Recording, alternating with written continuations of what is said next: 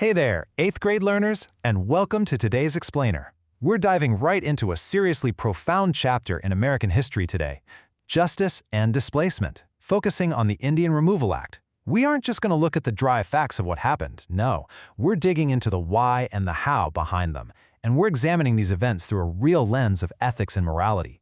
Because, understanding this past, it's honestly one of the absolute best ways we can figure out how to navigate our future.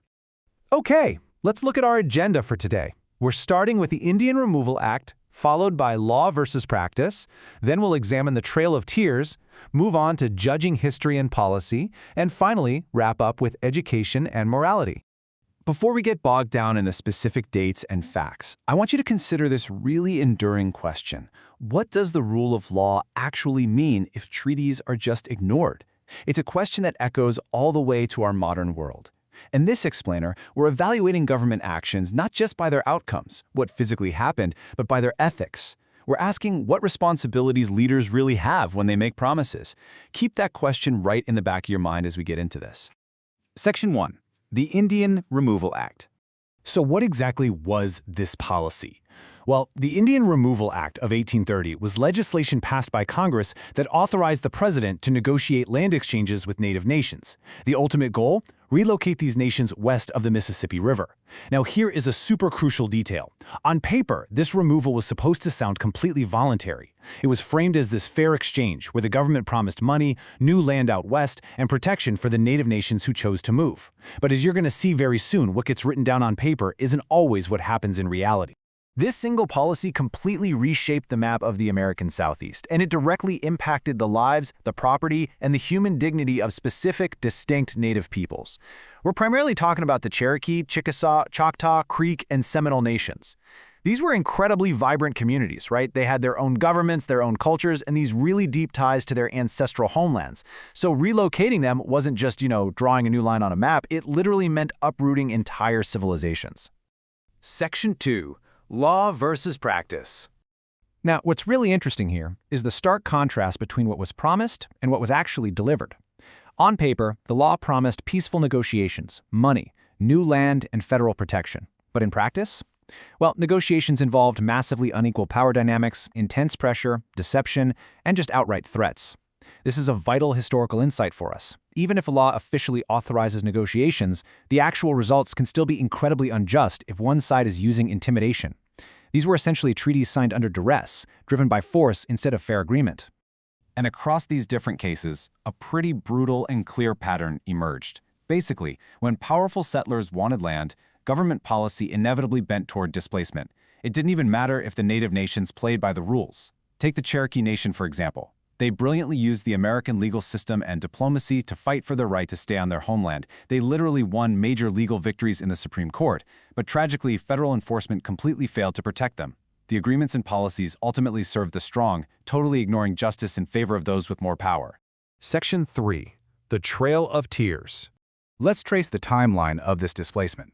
So in 1830, the Indian Removal Act is passed. In the years following, native nations resisted in a bunch of different ways. Like we mentioned, the Cherokee used the courts and diplomacy.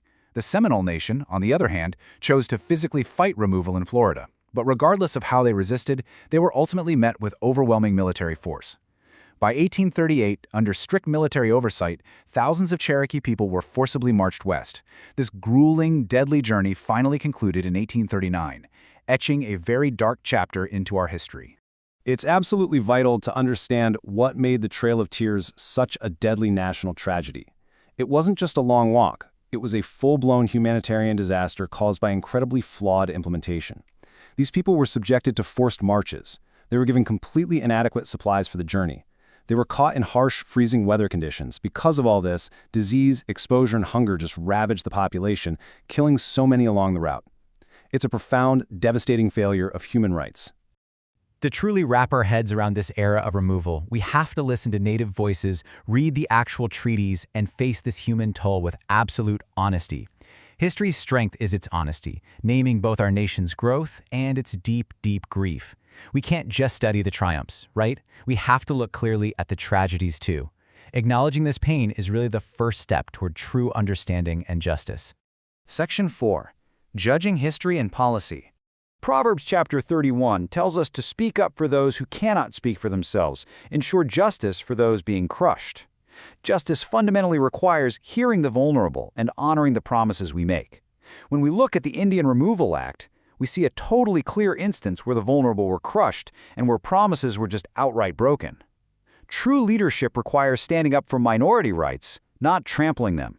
And this brilliantly illustrates why we should never evaluate government actions merely by convenience, profit, or getting some new land.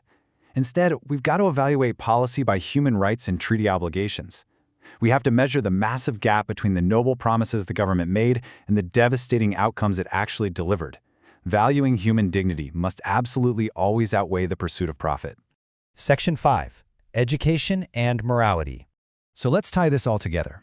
Our learning philosophy involves 3 main steps. Step 1. Education without morality hurts. Honestly, what is the point of being highly intelligent and supposedly educated if we just keep making choices that hurt other people? The government officials back in 1830 were highly educated, but their policies caused immense suffering. Step 2 reminds us that making truly smart choices requires a moral compass. You have to know right from wrong. And finally, Step 3 points to Romans chapter 8, verses 6 and 7, which promises peace of mind to everyone who keeps their mind spiritual. When we anchor our education in biblical morality and a spiritual mindset, we find true peace, and we help create a more just world. That's what we experience, and it's exactly what we want for you as you engage with this explainer. I want to leave you with a final provocative thought today.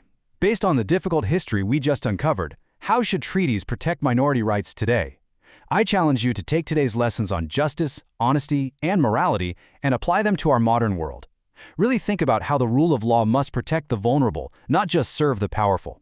Thank you so much for joining me in this explainer. Keep thinking critically, keep that moral compass sharp, and I'll catch you next time.